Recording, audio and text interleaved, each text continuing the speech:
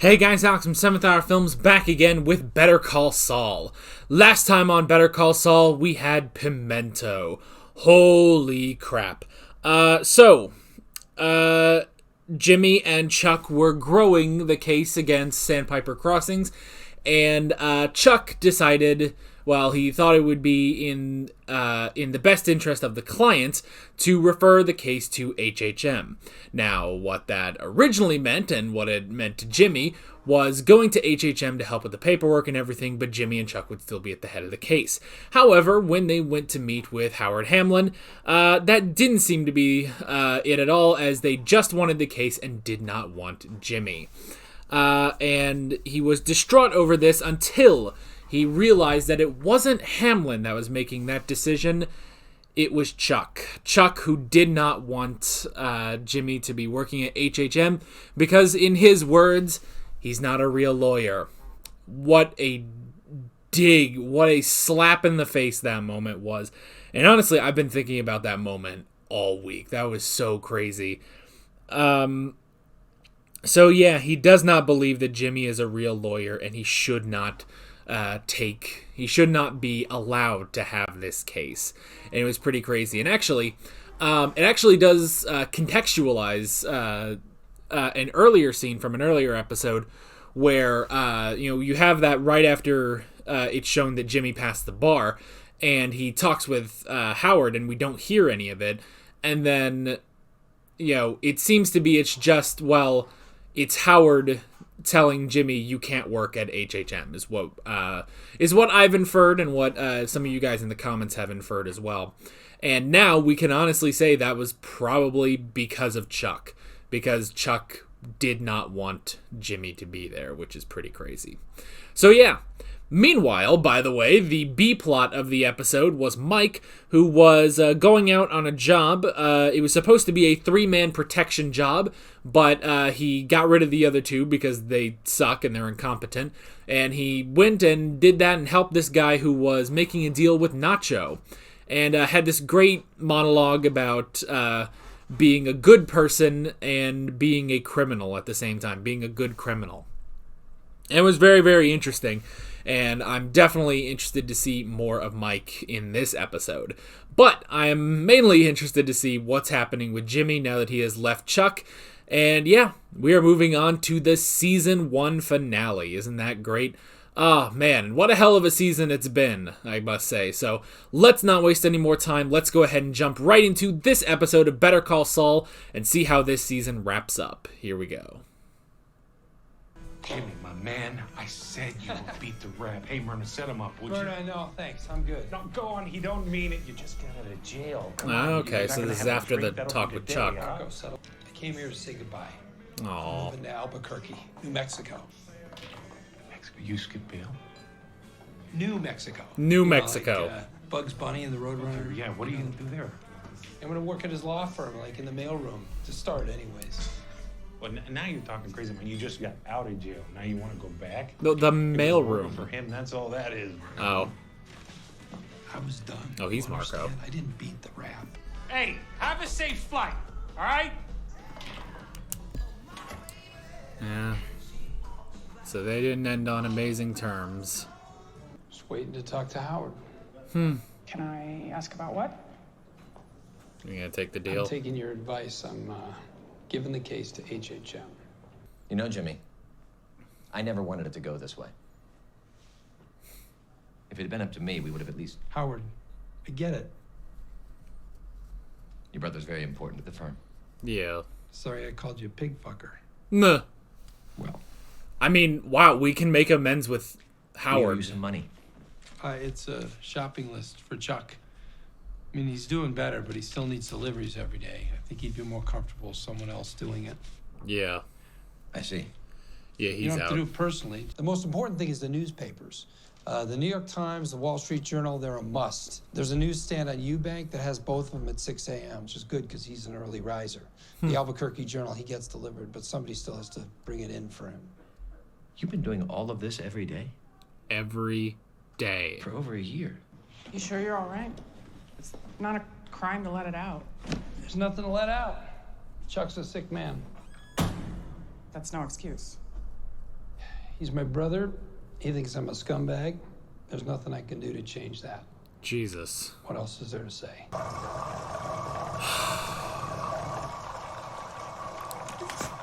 And after all this... Oh, 64, as in oh, to be 64 again. Oh, 64. And after all of this, he has to go back to bingo. What a travesty. Still no winners? Man, this is taking forever. Here we have That's why bingo is terrible. B4, another B. Betrayal. Damn. Benedict Arnold. Still no winners. Oh my god. No. B as in brother. Brother. This is so horrible. Hey, it is another B. Every time! B as in battleship. B as in bourbon. B as No, in don't use them all. You're gonna get another B. None of us has ever lived in this godforsaken wasteland. He's getting pissed. I mean, what is it with this place? Oh no. It's like living inside an easy bake oven. Oh no. I mean, look out that window. Oh no. It's like a soulless, radioactive George O'Keeffe hellscape out He's there. ruining All the bingo. table stakes and- quick question. Who here knows what a Chicago sunroof is? Anybody? You, sir? Oh, we get to learn what the Chicago sunroof is? True story. He might have owed me some money. He might have slept with my wife before she became my ex-wife. The details don't matter. Oh jeez. Suffice it to say, I was wrong. This is a true story? All right. Drove a white pearlescent BMW 7 Series with a white leather interior. So I saw that thing, and I'd had a few, like I have I a said. bad feeling. And What is the Chicago sunroof? I climbed up top, Oh, and no. I may have defecated through the sunroof. Jeez, that's what I was worried about. Mr. McGill, you're not going to be allowed back here. I did not know that his children were in the back seat. Oh my god. There was one little Chicago sunroof, and suddenly I'm Charles Manson? Is this why And he's going to that's need a where it new all name? went off the rails. I've been paying for it ever since. That's why I'm here. He's so pissed. Any of this stuff you want? Come get it. Kitty cat notebooks for everybody. Fuck this game. We're out. Wow. That's a hell of a backstory. Did he go to Chicago? He's back at the bar. Is the dude still there? Yeah, he is. Well, things aren't working out for him, are they? Jimmy, in the flesh. Hey. I don't see any color. I mean, 10 years in the desert, you should look like Anthony Quinn in Lawrence of Arabia. It's been 10 years. Okay. Jerks. Is he a regular? No. You're buying. I'm selling. All right then. We're doing another slip. In '64, they decided to change the Lincoln half dollar into the Kennedy half dollar. When they design it, they put Kennedy facing right, facing east, just the way they had Lincoln. You know why? East symbolizes the dawn. When he sees that coin with Kennedy facing east, facing the American past, pissed him off. They say he went rogue. There's still 200 plus floating around out there.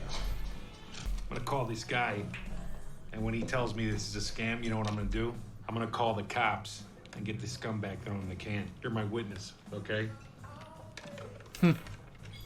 Face Man. west. My hairy ass. Honestly, and I know How you doing? the pun of this, but they've really slipped right back into it. Cash money, $80. Look, if you give me a chance, I'll be back with $110. How long will that I don't be? know. I gotta catch a train, come back, hour You and a know, half this at the guy was most. getting ready to call cops on you. I was not. Why would you do that? Now this guy is making shit up. You hear me? You double dealing bastard! I got friends! That worked so brilliantly. Can you keep a secret? Yeah, absolutely. Okay, his name is Edie Abassi. They're doing a bunch. He's a Nigerian prince. They're just sitting at O'Hare, impounded in customs. Oh. I know what you're saying.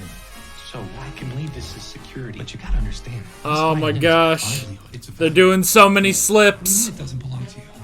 I want to believe this is all in the same day. That Jimmy's gonna go back to New Mexico just with a buttload of money. Can you keep a secret? Oh. Because I really shouldn't be telling you this. You are not Kevin Costner. I was last night. Nuh. Wow. Seriously? Fucking Jimmy. Oh man, oh man. I'm just gonna write down Kevin Costner for that whole thing. He said that before. He said it's like you just have to convince them that you're Kevin Costner. Go. So how long has Jimmy been doing this? Marco, I'm sorry, I gotta go back. What? He's got work. It's been great, and I appreciate your hospitality, but a week's gonna have to do it. Okay. I gotta go home. It's been 1 week. It's been Brian 1 called week. in sick. Holy crap. Slippin' Jimmy's a lawyer? No wonder you want to go back. I Nuh. mean, you gotta be king of the desert driving around town in a white caddy making bank. I'm not making bank. Dude, if he was making bank, he wouldn't be here. Living. Chuck's a stuck-up douchebag. I hate to break it to you, but he doesn't even like you. He's my brother. He is his brother. None of what you said is wrong, Marco. But The Rolex thing. Whatever happened to the guy who used to sell us those? Jin Kang, he got deported. This is the last one. I say we go for it. No. Oh, come on. one time we last did one, time. 600. I think something's gonna go wrong here. I think there's something else wrong with him. Oh, damn.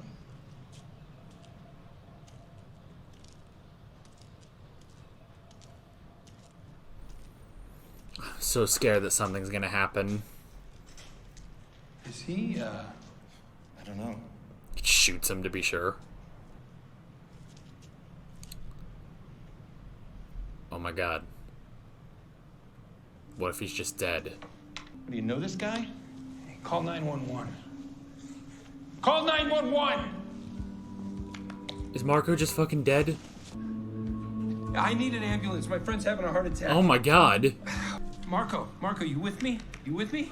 Screw it up. No, you did good, buddy. Is Marco gonna die? Hold on. No. You've gotta be kidding me. Hang in there. Hey, wake up, man. Come on. Uh, Marco, buddy. Help!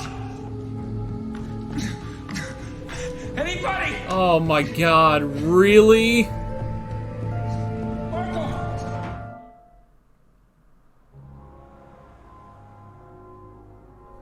Jesus, he's just dead. Is that his? Yeah. His mom gave it to me. I thought it looked familiar. I figured I'd wear it today, but I don't know. I'm not a big ring guy, so. Did he always have a ring? So, whatever it was, did you get it out of your system? Nah. All gone. Yeah, no more of that. I want to run something by you. The Sandpiper case? It's getting too big for HHM. Howard's decided to partner with another firm. Jesus. Davis and Maine, you heard of them? Sure, up in Santa Fe. Right. Well, they've heard of you too, Oh my god. and they're interested. Oh my They wanna make God. you an offer contingent on an interview. Chuck wouldn't like it. Chuck has no say in this.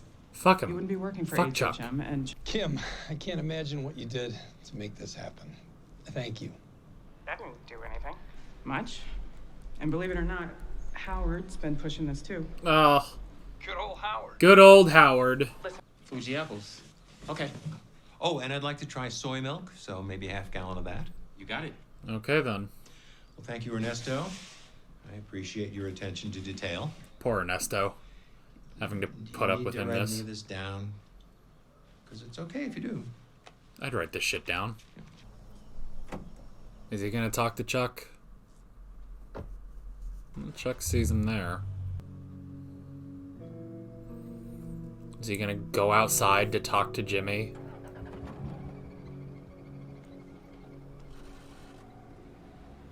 Nope. Too little, too late. He still got that ring. What's he doing? Well, that was quick. No charge. Help me out here. Did I dream it? Or did I have $1,600,000 on my desk in cash? When I close my eyes, I can still see it. Burned into my retinas like I was staring into the sun. What stopped us? I remember you saying something about doing the right thing. Nah. I don't even know what that means. Yeah, what the fuck is that You anymore? know why I didn't take that money? Is that what you're asking? Me personally, I was hired to do a job. I did it. It's as far as it goes. Yeah. Well, I know what stopped me. And you know what? It's never stopping me again. Alright, Jimmy. Oh, boy. Slippin' Jimmy's a lawyer.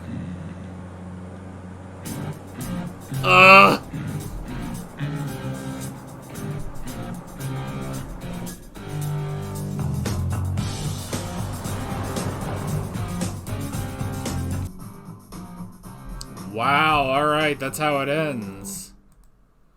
Alrighty, that is season 1 of Better Call Saul. Interesting. Very, very interesting stuff here. So, I honestly feel like this sort of ends with pretty much what Marco said. Slippin' Jimmy's a lawyer.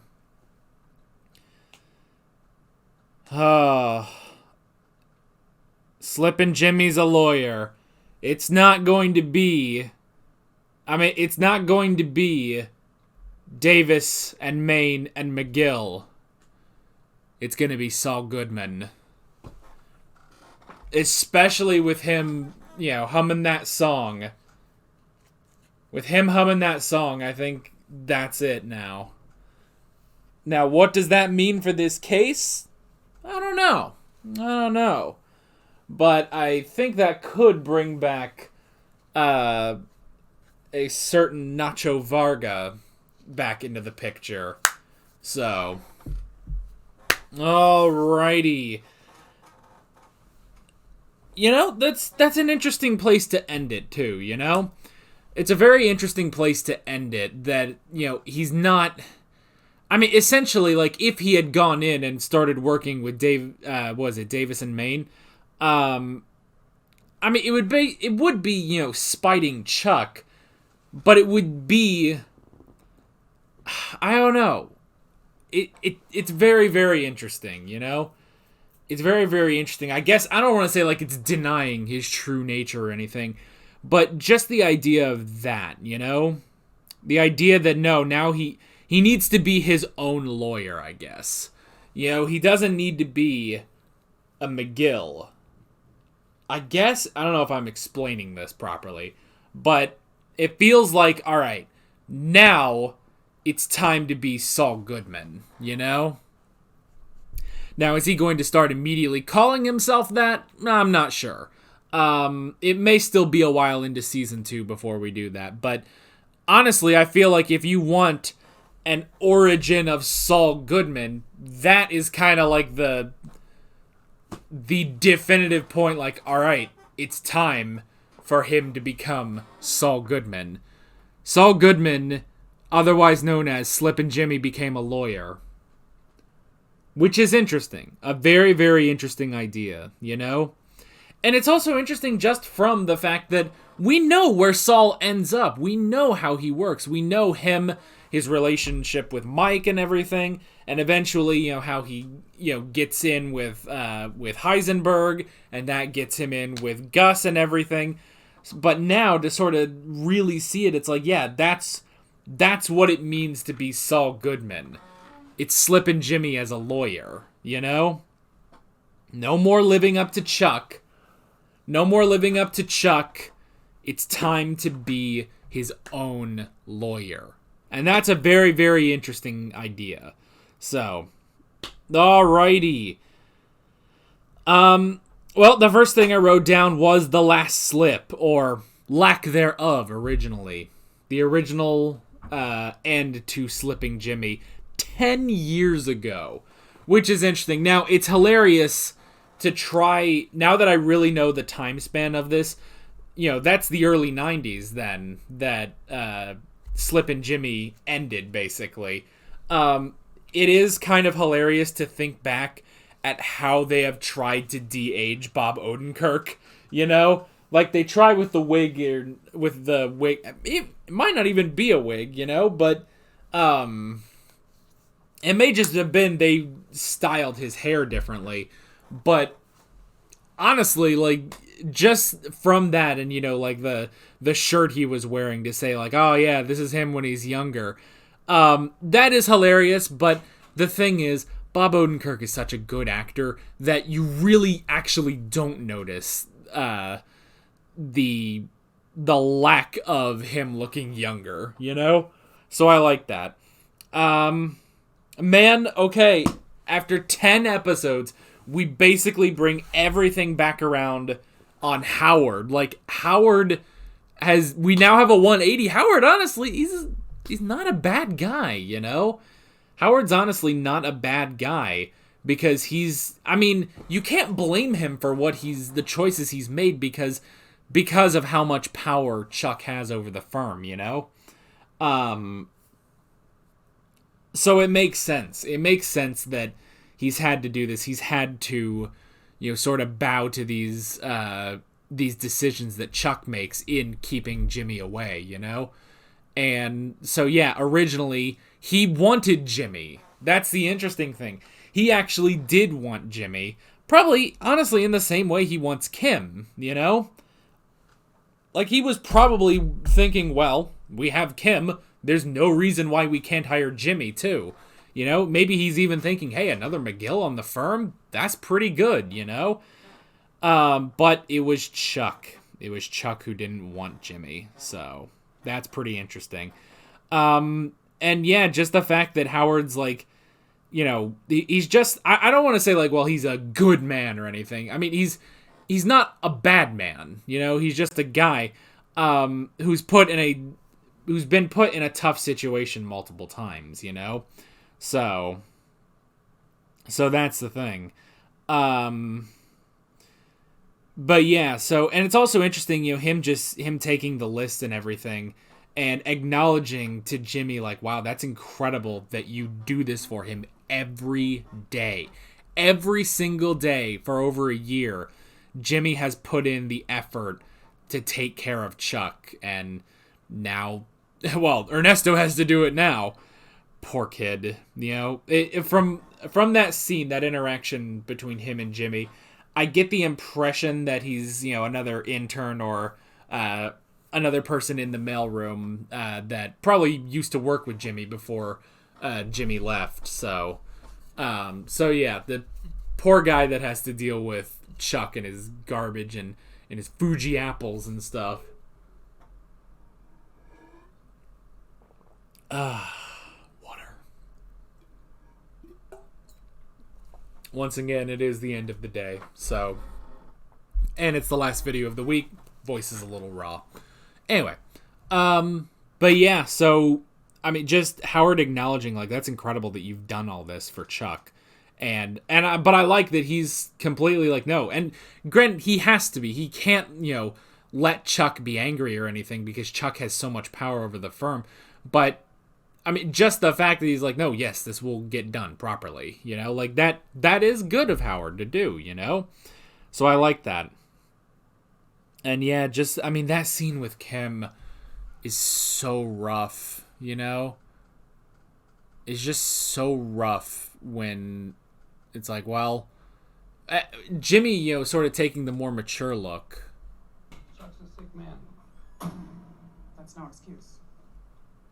He's my brother. He thinks I'm a scumbag. There's nothing I can do to change that. What else is there to say? I mean, yeah, just the fact that he's not lashing out. He's not letting anything out. He's not, I guess, sort of not letting himself get bogged down by this, and just saying, it's like, well, he's my brother, and he thinks I'm a scumbag.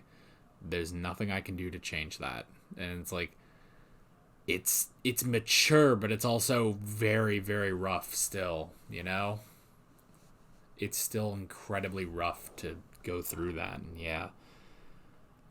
Fucking Chuck. God damn it. I'll be curious to see what they do with Chuck in season 2. Because, I mean, that was a very interesting dynamic in season 1, that, you know, he would go to Chuck for, like, advice or something like that, and then, you know, starting to work on this case, and now pretty much all of that's out the window.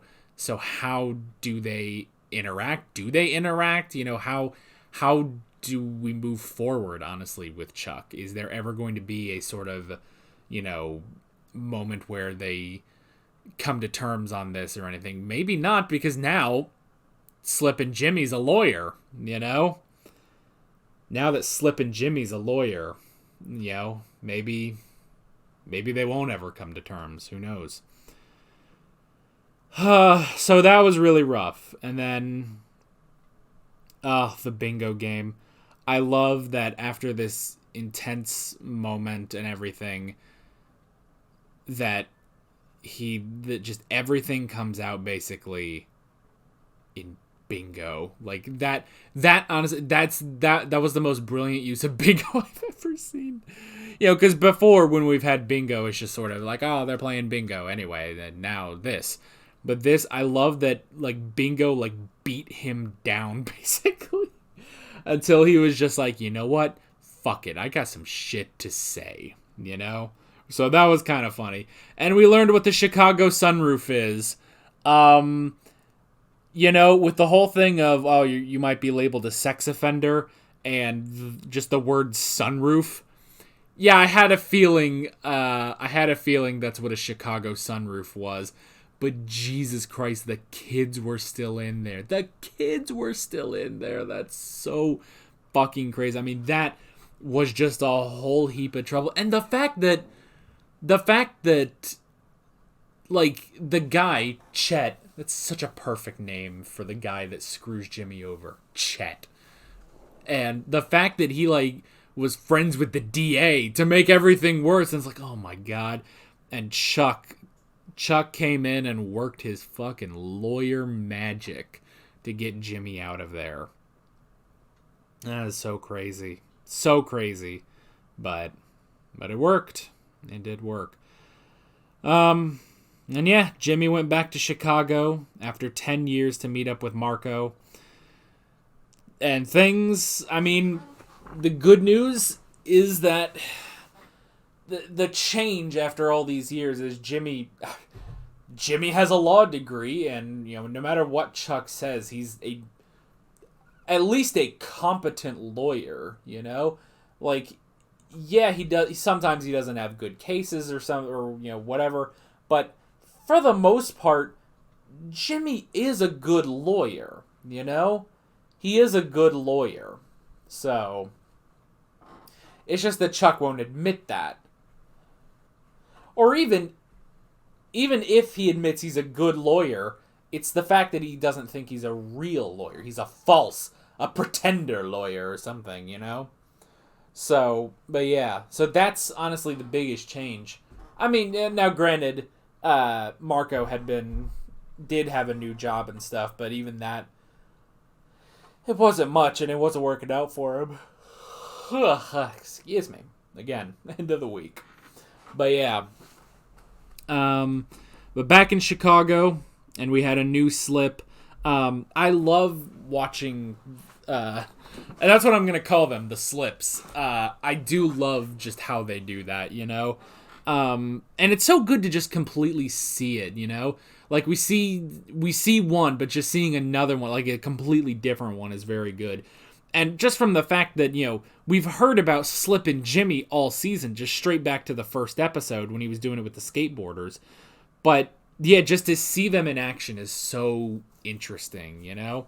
And so, yeah, the whole thing with the coin and getting only $110 out of that guy, but it worked out. It worked. And then they went on a complete week of that. Jimmy having a three-way by saying he's Kevin Costner. Was that in Better Call Saul, or was that in Breaking Bad when he said that? It's like, you know, I convinced someone I was Kevin Costner. Why? Because I had to believe it too. I want to say that was in Breaking Bad. Which honestly, yeah, if it was in Breaking Bad, then it's referencing this episode, which is pretty crazy. But yeah, I can't remember when that was. I don't think it was this episode. Or this episode, this season, this show. But I could be wrong about that. But I think it was. I think they referenced that in Breaking Bad. So yeah, but that was really good. And yeah, just a week of just going. I mean, he probably got a decent amount of money out of that, you know? So I like that. But then they tried to do one last. They tried to do one last slip.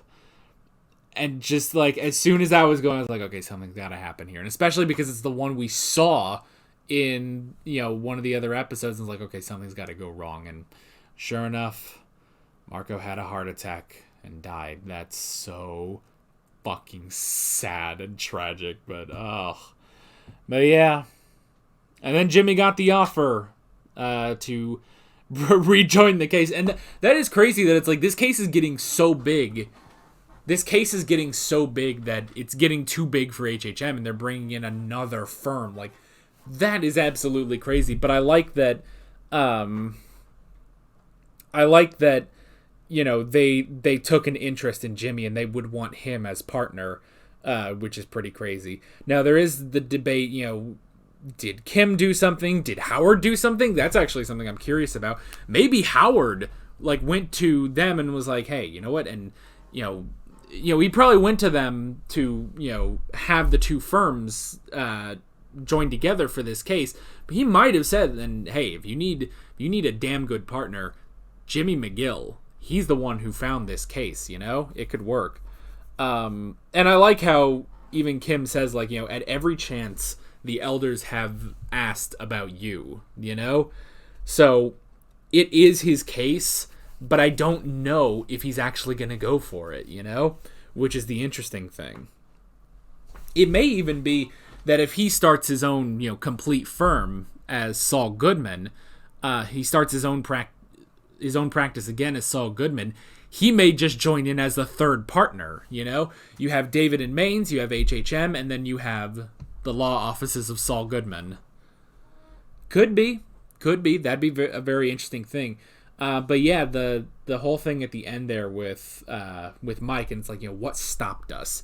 And Mike was like, well, I believe you said something about doing the right thing. For me, I was hired to do a job. I did it. There's nothing else. That's what stops me, basically.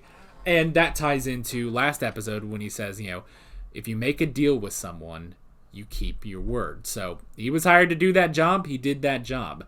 You know, whereas Jimmy is now looking at this like, well, I had to do the right thing, but I'm not going to fucking do that again because look where that has gotten me, you know? Now, it's an interesting thing because it's like, okay, you know, you would honestly think like, oh man, he's going to lose his way and everything, but we know that this is his way because this is Saul Goodman, you know? This is Saul Goodman. You know, you don't hire a criminal lawyer. You hire a criminal lawyer, you know? That's the whole thing with Saul. So I'll be very, very curious, you know, where we're going in season 2. Is he just going to go start doing his own thing? Or I would be honestly very curious, is he going to be a part of this case, but as a third party, basically? You know, you've got HHM, you've got David and Maines, and then you have Saul Goodman, you know? I don't know. It could be very, very interesting, but I think he's definitely, at the very least, he's going on his own path. He's going to stray from the path he thought with Chuck and everything, and I think he's going to go on his own path for becoming Saul Goodman now. So, what just a brilliant season all around, you know? And for a season, you know, it's very interesting because it's honestly, yeah, Better Call Saul, but he really doesn't become Saul Goodman, you know? You can see bits and traces of it, but really it's not until this episode that I really realized that, all right, Saul Goodman is slipping Jimmy as a lawyer, you know? That's the thing. You know, he's the chimp with the machine gun, you know? Slipping Jimmy with a law degree is Saul Goodman, you know? That's the thing. And for a while, it's like, yeah, we've honestly followed him as just an actual, you know, straight lawyer. And now we still haven't gotten there quite yet, but we are definitely on the road to Saul Goodman. So I like that, you know, as a prequel and an origin story, we're still not to the true, like, all right, and now he's the character we completely know from Breaking Bad. It's like, we still got a ways to go, I feel like. But I am all in on the ride.